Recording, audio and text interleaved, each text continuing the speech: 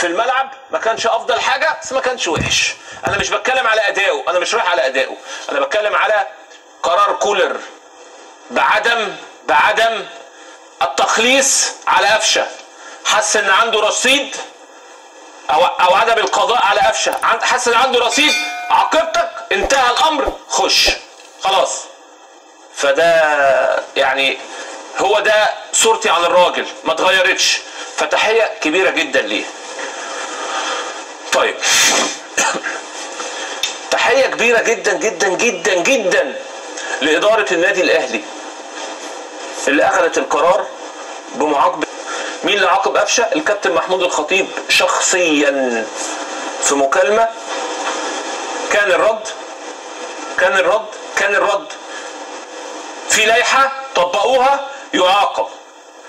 كابتن انا بنقل لكم نص حديث كابتن احنا لما بنعاقب سرا، المعاقبه علنيه.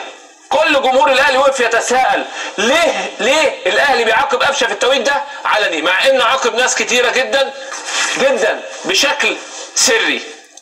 سهله ايه؟ انا اقول لكم ليه. عشان يحميه. ايه؟ عشان يحميه من مين؟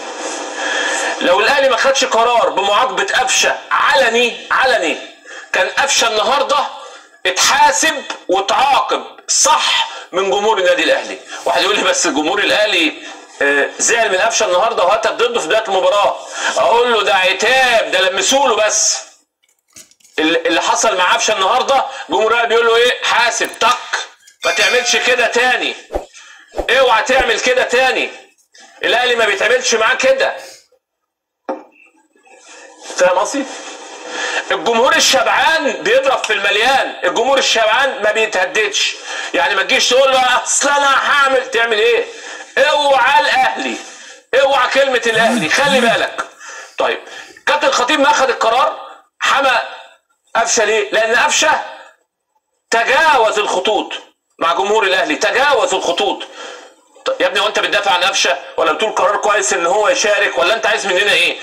انا كلامي واضح، قفشه غلط ولا بد ان يعاقب، والاهلي عاقبه لان قفشه تجاوز الخطوط، مش بقرار ضربه الجزاء. قرار ضربه الجزاء كل واحد بيغلط وبياخد قرار غلط، مش دي المشكله. المشكله انك تطلع على السوشيال ميديا تضحك والفرقه خسرانه نقاط، ده غير مسموح. هنا نقطه، هنا انت غلطت لازم تتعاقب، لازم عندنا الثقافه دايما وانت بتتعاقب فرق بين انا عاقبك واذبحك.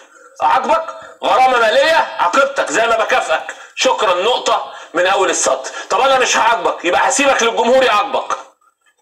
الاهلي وجمهوره واحد، الاهلي وجمهوره بيكمل بعض. لو الاهلي ما كانش اخد الجمهور كان قفشه الجمهور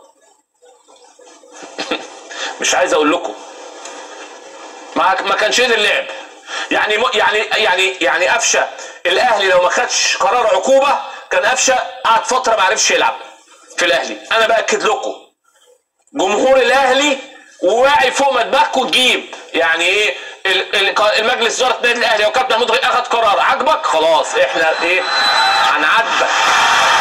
كلامي واضح اهو، كلامي واضح. عاجبك هخبط لك على ايدك كده؟ لا كده عيب. اللقطات والفيديوهات ما بتتعملناش، الستوري والحاجات مش سكتنا، افهم. فاهم قصدي؟ كده خلصت الشغلانه بقرار الكابتن محمود الخطيب بالعقاب